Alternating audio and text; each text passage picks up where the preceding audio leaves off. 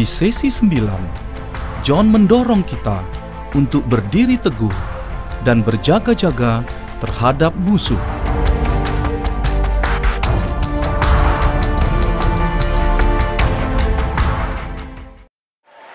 Amin, amin, amin. Amin. Selamat datang dalam kurikulum tak kenal menyerah. Kita sampai di sesi 9, dan judul sesi ini adalah melawan iblis. Nah, sekarang kita kembali ke surat Petrus yang menjadi pokok bahasan kita dan akan menguraikannya kalimat demi kalimat. Nah, saat ini kita ada di 1 Petrus pasal 5 ayat 8 sampai 9. Petrus berkata, sadarlah dan berjaga-jagalah. Lawanmu si iblis berjalan keliling sama seperti singa yang mengaum-ngaum dan mencari orang yang dapat ditelannya. Jangan menjadi salah satu dari orang itu. Lawanlah dia dengan iman yang teguh. Ia berkata, sadarlah dan berjaga-jagalah. Nanti saya akan membahasnya. Namun saat ini kita langsung membahas kata melawanlah dia dengan iman yang teguh. Nah, Petrus saat ini membahas masalah pertempuran. Dia menyatakan bahwa iblis dan ante-antenya itu seperti singa. Perlu ditegaskan bahwa iblis bukan singa, ia hanya seperti singa. Dalam Alkitab ia disebut ular, ia disebut ular naga, ia disebut pencuri dan nama-nama lain oleh Allah. Tapi ia tidak disebut singa, ia seperti singa yang mengaum-ngaum. Yesus adalah singa dari Yehuda. Dan tidak ada kesamaan antara Yesus dan iblis. Petrus menyatakan, ia seperti singa berkeliling mengaum-ngaum mencari orang yang dapat ditelannya jika ia diberi kesempatan. Dan ia akan melakukannya tanpa ampun. Ia memang musuh yang sudah kalah, namun ia lawan yang tangguh yang tidak dapat diremehkan. Ia tak punya kasih sayang, belas kasih, kemurahan. Misinya hanya mencuri, membunuh, dan membinasakan. Jika Anda ke Tanzania, Afrika, tempat hidup singa pemakan manusia, Anda tidak akan berjalan-jalan tanpa senjata. Jika Anda melakukannya, kemungkinan besar Anda tidak akan kembali dalam keadaan hidup, benar? Nah, sebaliknya, jika Anda bijak, Anda akan membawa senjata dan tahu cara memakainya, dan Anda waspada agar tidak celaka. Dan demikian jugalah kita. Kita punya senjata, kita punya senapan. Ia tidak punya apa-apa, senjatanya sudah dilucuti, amin. Petrus berkata, lawanlah dia. Menurut Thayer, kata bahasa Yunani berarti menempatkan diri sebagai lawan, menahan, melawan. Menurut Strong, artinya berdiri melawan. Menurut Kamus Bahasa Inggris, didefinisikan sebagai mencegah dengan tindakan atau argumentasi. Jelaslah, kata ini mengandung pengertian konflik yang agresif. Sekali lagi, dengarkan kata-kata penghiburan Yesus. Sesungguhnya, aku telah memberikan kuasa kepada kamu untuk menahan semua kekuatan musuh, sehingga tidak ada yang akan membahayakan kamu. Bukankah itu baik? Dia berjanji kita berjalan dalam anugerahnya yang penuh kuasa, tidak akan ada yang mencelakakan kita. Itu penting. Tetapi Anda harus menggunakan kuasa itu. Amin. Jika tidak, janji itu tidak berguna dalam hidup Anda dan Anda dapat celaka. Katakan amin. Karena itulah Petrus memerintahkan kita melawan iblis. Ia tidak berkata berdoalah dan mintalah Tuhan menyingkirkannya. Tidak. Anda dan saya harus dengan langsung dan dengan sengaja melawannya. Tidak ada ayat dalam Perjanjian Baru yang memerintahkan kita meminta kepada Allah untuk menyingkirkan iblis. Dia tidak dapat melakukannya. Hah? John, aku tak percaya kau mengatakannya. Dia sudah memberikan otoritas di muka bumi ini kepada manusia. Dia tidak akan melanggar otoritas yang sudah didelegasikannya. Dia memerlukan Anda untuk melawan iblis. Kata Yesus di Lukas 10 ayat 20, roh-roh itu takluk kepadamu di dalam namaku. Kitalah yang harus menggunakan otoritas di muka bumi ini. Yesus adalah teladan terbaik di dalam hal ini. Ketika dia dipimpin roh ke padang gurun, dan pada akhir 40 hari, 3 kali musuh datang dan mencobainya. Apakah yang Yesus lakukan? Apakah ia berdoa, "Bapa, singkirkanlah iblis ini. Iblis sendirilah yang mengejar aku." Tidak. Yesus memandang iblis dan berkata, "Ada tertulis." Mengapa Yesus berkata ada tertulis? Karena firman Allah itu adalah pedang. Benar-benar sebilah pedang. Saya mau Anda menutup mata Anda dan lihatlah firman Tuhan itu sebagai pedang. Itu adalah senjata, itu nyata, lebih nyata dari pedang besi. Anda mungkin punya senjata api, Anda mungkin punya pedang besi, tapi itu tidak akan senyata dan sekuat pedang roh. Anda punya pedang roh. Itulah pedang yang keluar dari mulut Yesus ketika dia kembali ke bumi ini untuk mengambil alih otoritas. Haleluya. Oh, astaga. Jadi, Yesus tidak meminta Bapa untuk menyingkirkan iblis. Kita yang harus melawan dia. Petrus berkata, lawanlah dia. Yakobus berkata, lawanlah iblis. Tetap teguh dalam iman. Beberapa tahun lalu, ada pendeta yang datang ke kantor saya. Saya tak akan melupakannya seumur hidup. Orang ini terlibat dalam obat ilegal sebelum datang kepada Yesus. Ia diselamatkan dan kami melayani bersama sebagai staf di gereja besar di Florida. Saya tak akan lupa bagaimana orang ini dalam penyembahan. Air mata berlelehan di wajahnya. Ia orang yang sangat saleh, sangat baik. Dia suami yang luar biasa. Ia benar-benar orang yang beriman kepada Allah. Saya tergugah oleh air mata yang dicucurkannya karena mensyukuri penebusan dan pembebasan Yesus. Suatu hari Ken, ya begitu namanya, dia menemui saya di kantor. Lalu kami mulai ngobrol. Dan setelah mengobrol beberapa menit, dan dia berkata, "John, aku perlu berbicara denganmu." Katanya, beberapa pria dalam keluarga saya meninggal karena serangan jantung. Mereka sakit jantung. Dan aku melawan ketakutan akan mati muda karena serangan jantung. Ketakutan ini menjadi semakin mencekam saja. Aku sudah berdoa dengan sungguh-sungguh tentang hal ini. Nah, suatu kali ketika aku sedang menyetir mobil, tiba-tiba ketakutan menguasaiku dan aku langsung berkeringat. Kadang-kadang bajuku basah kuyup oleh keringat karena ketakutan akan mati oleh penyakit jantung itu. Aku ke dokter dan mereka mengatakan aku baik-baik saja, tetapi aku tidak bisa menepiskan ketakutan itu. Aku sudah berpuasa, aku sudah berseru kepada Allah. Segera sesudah itu, saya menghentikannya. Kata saya, "Ya, tapi apa pernah kau menghadapinya secara langsung?" Katanya, "Apa?" Kata saya, "Kau bisa berseru kepada Tuhan, tapi Tuhan menyuruh kita melawan roh ketakutan." Lalu kata saya, "Kamu tahu nggak, Ken? Ada waktu ketika musuh juga benar-benar menyerangku atau keluargaku.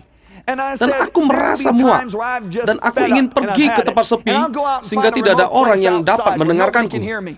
Dan lalu aku berteriak sekeras-kerasnya." Alkitab berkata, doa orang benar jika didoakan dengan yakin sangat besar kuasanya. Doa yang tekun sangat besar kuasanya. Anda memahami maksud saya? Doa yang efektif itu doa yang tekun. Lalu aku pergi dengan sangat marah dan aku berkata, "Hai iblis, kalau kau ingin bertempur, kau dapat lawan yang sepadan. Kuingatkan kau sekarang, aku punya senjata dan kau tidak. Aku punya pedang untuk mencincangmu, dan kalau itu belum cukup, aku mencincang potongan itu lagi menjadi potongan lebih kecil lagi, dan kau akan lari menjauh daripadaku." Anda tidak tahu berapa sering saya keluar dan berdoa seperti itu. Kata saya, aku akan melakukannya dan sangat yakin akan melihat hasilnya. Kami pun berbicara lagi sebentar, lalu ia meninggalkan kantor saya. Kami berdoa bersama dan ia pergi. Saya ingat 6 bulan kemudian, pintu kantor saya kembali diketuk. Ternyata, Pastor Ken lagi yang muncul. Ia masuk dan saya melihat ia menanggung beban berat. Wajahnya tampak muram. Dan saya tahu, astaga, pasti kabarnya tidak baik. Ia masuk dan duduk, dan saya berkata, "Ada apa, Ken?" Saya juga menduga apa jawabannya. "John, keadaannya memburuk. Benar-benar memburuk." "Apa maksudmu dengan benar-benar memburuk?" "John, aku bergumul dengan ketakutan itu nyaris setiap hari." Dan dia berkata, "Aku sedang di tengah-tengah kebaktian, dan bajuku basah kuyup oleh keringat karena aku takut mati oleh serangan jantung. Aku sedang di kantor, dan tiba-tiba ketakutan itu melandaku. Aku sudah berseru kepada Allah lebih dari sebelumnya. Aku sudah berpuasa untuk hal ini." Kata saya, "Ya? Kau sudah keluar dan melawan iblis seperti yang kita bicarakan 6 bulan lalu?" Katanya, "Ya, belum. Aku sudah berseru kepada Allah." "Ken, itulah masalahnya. Kau terus berseru kepada Allah, tetapi tidak melawan iblis secara langsung." Tiba-tiba kepalanya tertunduk, dan dia mulai menarik diri. Dan pikir saya, "Oh, saya bisa kehilangan dia." Dan aku berdoa, "Tuhan, tolong bantu saya." Dan saya berkata, "Ken, Tuhan memberiku contoh ini. Dapatkah kau bayangkan salah satu anak kita berperang, misalnya di Irak? Nah, mereka ada di parit, ditembaki musuh, dan mereka menelepon Presiden AS, karena dia adalah panglima dari semua angkatan perang yang ada di Amerika. Lalu mereka menelepon Gedung Putih dan berseru, "Tuan Presiden, musuh menembaki aku. Mereka sudah semakin mendekat. Mereka akan membunuhku." Menurutmu apa yang akan dikatakan Presiden kepada prajurit itu? Kata Presiden, "Hei, kami sudah memberimu pelatihan terbaik di dunia dan senjata terbaik di dunia. Dan kami juga sudah memberimu otoritas pemerintah Amerika Serikat. Sekarang tembak dia."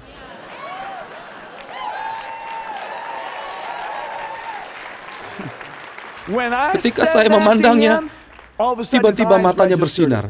Ia tersadar. Kata saya, "Kamulah yang harus melawan iblis.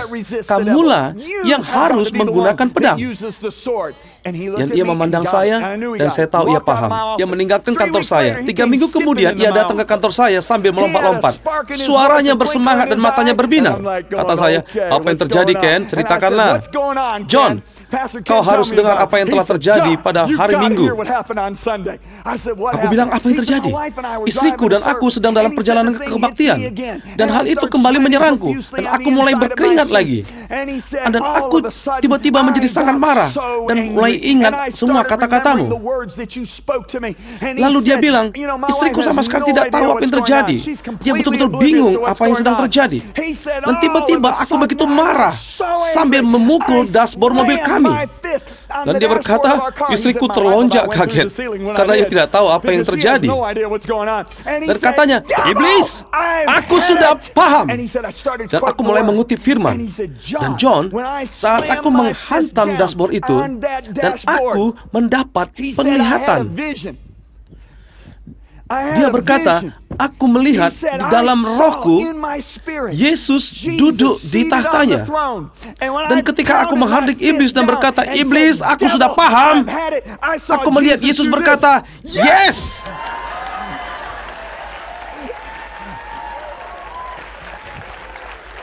Dan seakan-akan dia berkata, 'Aku sudah menunggu kau melakukannya.' Dan ia tidak pernah mengalami ketakutan itu lagi.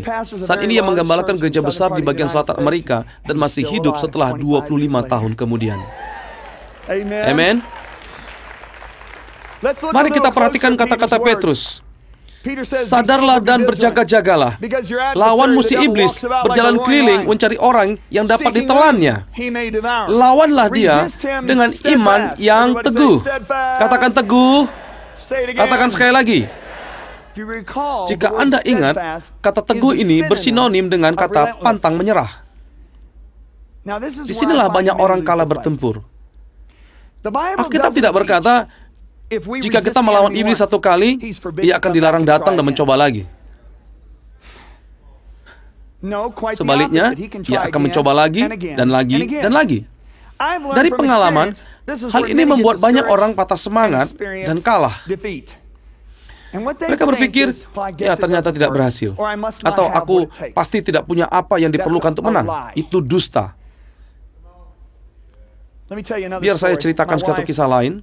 Istri saya ketika masih bayi menderita kolik. Apa itu kolik? Kolik itu ketika bayi menangis dan menjerit selama berjam-jam setiap hari. Biasanya terjadi pada saat mereka 3 bulan dan bisa berlangsung 1-2 bulan. Kadang bahkan sampai bisa 3 bulan. Dokter masih belum tahu penyebabnya, hanya mengira itu karena sistem pencernaan yang belum berkembang.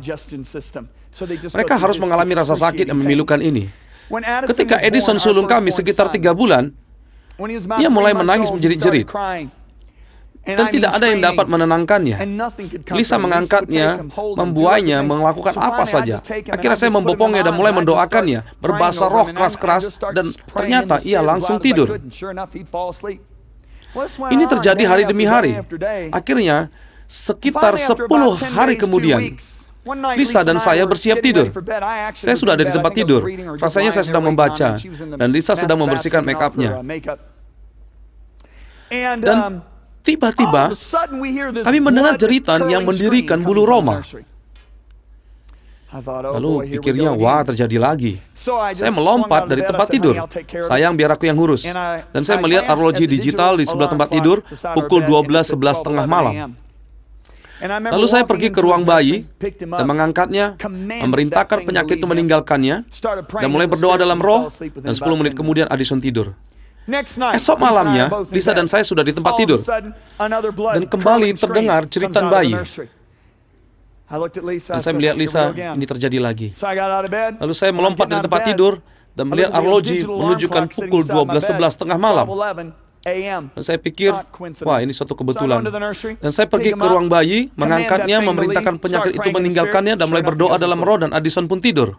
Malam ketiga, Lisa membersihkan make-up-nya. Saya di tempat tidur. Terdengar lagi jeritan bayi mengerikan. Dan saya berkata, astaga. Saya kembali melompat dari tempat tidur. Arloji digital menunjukkan pukul 12:11 malam. Dan saya jadi marah. Lalu saya menyerbu ke kamar bayi.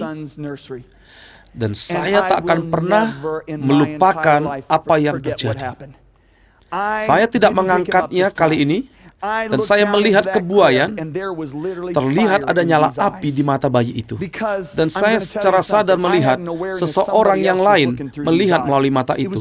Itu adalah roh jahat. Dan dengan penuh otoritas, saya menumpangkan tangan ke dadanya, dan saya berkata, engkau, roh kelemahan dan roh kolik, keluar dari putra saya. Aku mematahkan kutuk atas keluarga Lisa dan kuperintahkan kau pergi dan tidak kembali lagi. Dengarkan baik-baik. Anda mungkin mengira itu membuat bayi ketakutan. Ia malah memandang saya dengan mata yang sangat lembut dan jatuh tertidur. Ia tidak pernah mengalami masalah itu lagi. Nah, saya akan ceritakan apa yang saya alami. Pada malam pertama jeritan itu muncul, pikiran buruk memborbardir benak saya. Hey John, doamu tidak berhasil. Kau sudah berdoa selama 2 minggu dan tidak ada gunanya. Doamu tanpa kuasa. Doamu tidak efektif. Dan malam ketiga, dia berkata, kenapa kau mesti repot-repot bangun dari tempat tidur? Biarkan Lisa yang membuahnya, toh tidak akan berhasil. Tapi ternyata berhasil. Anda tahu, musuh kita benar-benar keras kepala. Dan ia akan membiarkan Anda menikami dengan pedang, lalu muncul lagi. Ia seperti anjing Chihuahua kecil. Anda tahu anjing kecil yang mengira diri mereka anjing Doberman? Mereka akan mengejar pegang kaki Anda dan betul, betul. Terus aku berkata, pergi dari sini, pergi dari sini. Dan ia terus datang kembali, tiba-tiba Anda pada berteriak, pergi sana. Saya tidak pernah berteriak seperti oke. Dan apa yang terjadi? Lalu ia merepet karena ia sadar Anda pantang menyerah dan bertekad menyingkirkannya. Itulah yang harus Anda perlihatkan kepada musuh, bahwa Anda pantang menyerah dalam mengupayakan kerajaan Allah dinyatakan di dalam keluarga Anda, dalam dunia Anda. Amin. Tekad kita untuk berpegang teguh kepada kemerdekaan kita haruslah lebih kuat dari upaya musuh untuk membelenggu atau menghancurkan kita. Dan saya ingat ada seorang hamba Tuhan yang melayani orang Indian di pegunungan Meksiko yang berbicara di gereja kami. Ia melayani di desa itu dan hampir seluruh desa itu dimenangkan kepada Tuhan karena pelayanannya. Suatu malam seorang menggedor pintunya. Itu salah seorang jemaatnya, bayi mereka yang masih kecil mati. Tolong datanglah dan berdoalah untuk bayi kami. Ia pun pergi, ia menghardik roh kematian, dan bayi kecil itu mulai batuk dan bersin dan kembali hidup. Setiap orang sangat bergairah, dan ia berpikir, aku akan kembali tidur sekarang. Ia pun kembali ke rumahnya. Beberapa menit kemudian mereka menggedor pintunya lagi. Bayi itu mati, bayi itu mati.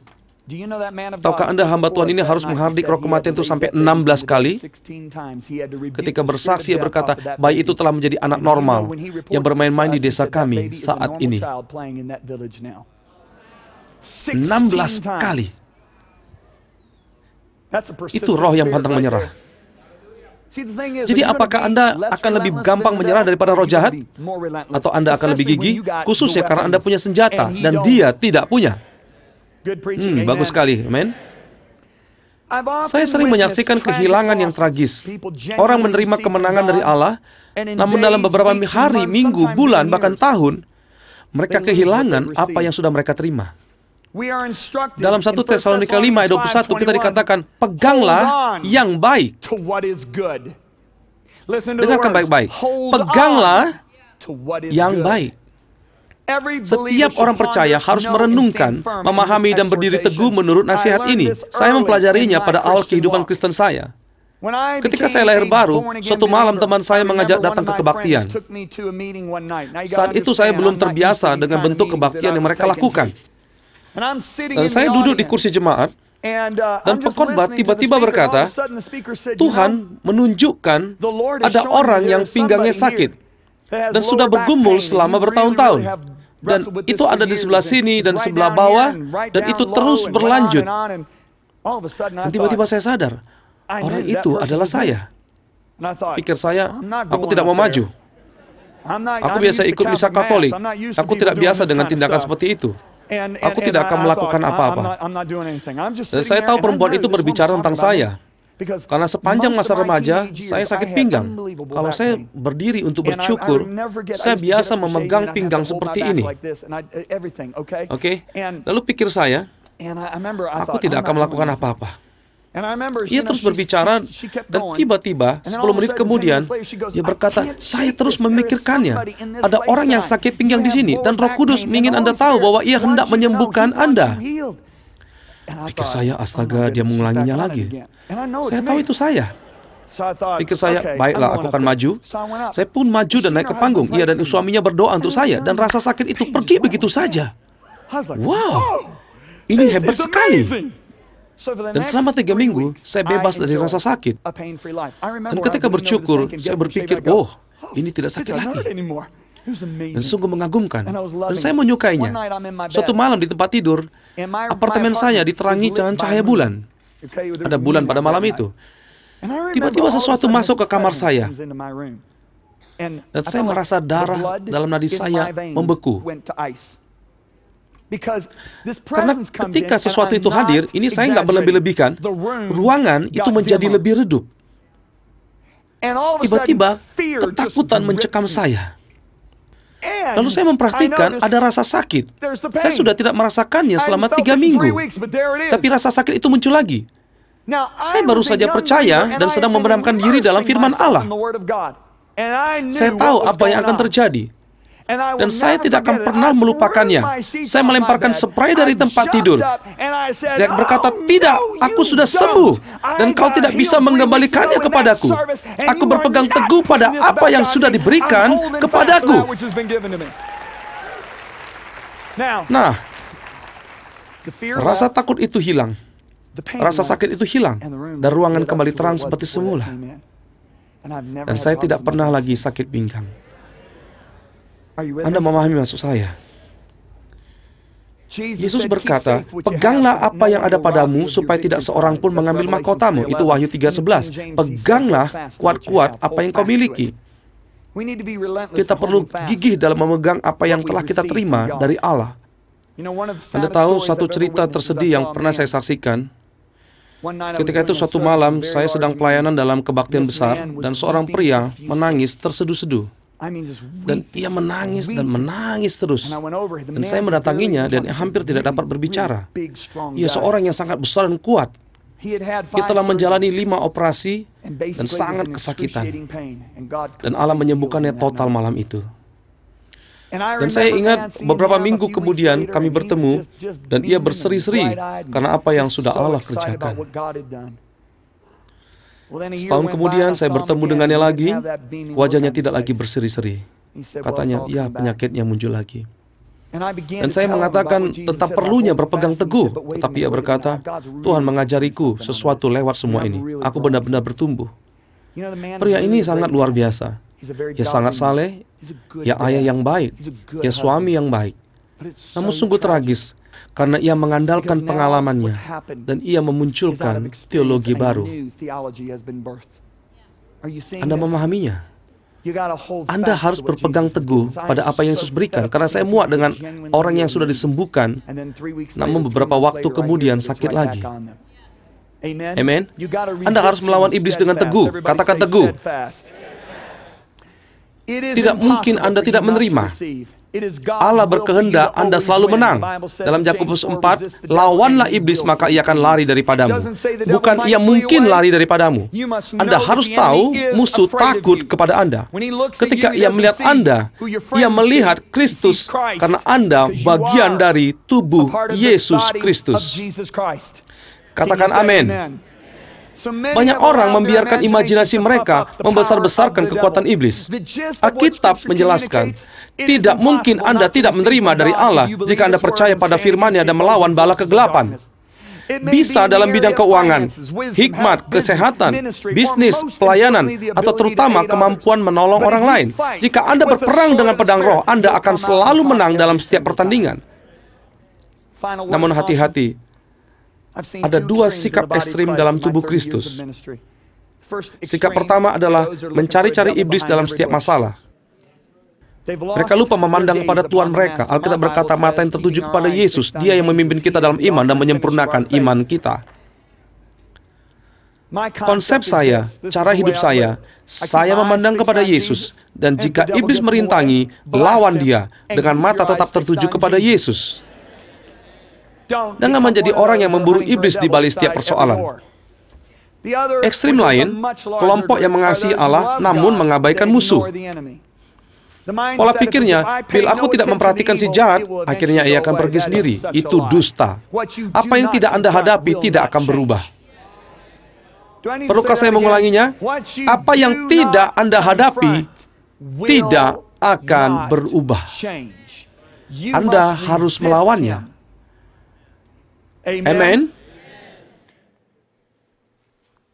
Petrus berkata, sadarlah dan berjaga-jagalah. Apa artinya sadar? Itu artinya serius, bernalar dan hikmat. Dalam bahasa Yunani, ini adalah lawan kata untuk mabuk oleh anggur. Artinya berpikiran sehat. Orang yang mabuk dapat dikalahkan dengan mudah.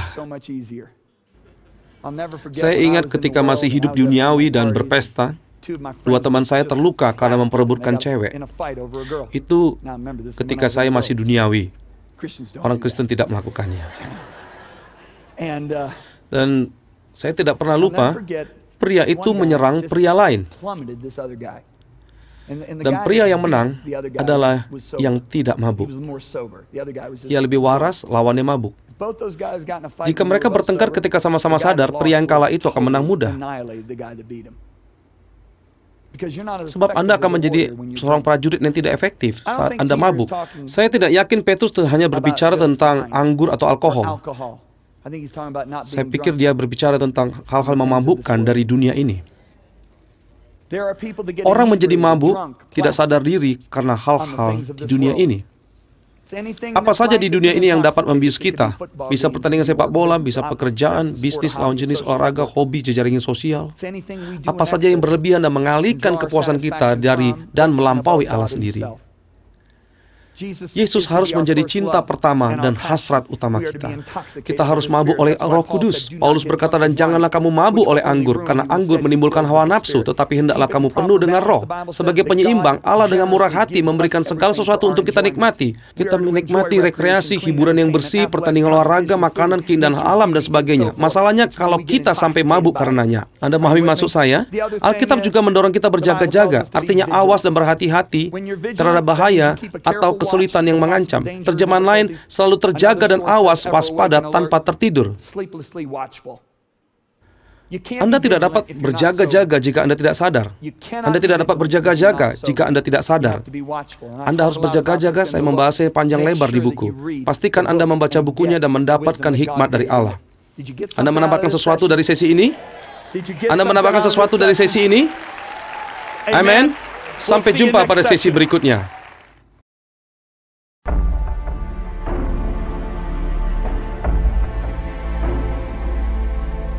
Dalam sesi 10, kisah Yusuf menggambarkan kedewasaan untuk memerintah dan keyakinan kita akan kesetiaan Allah.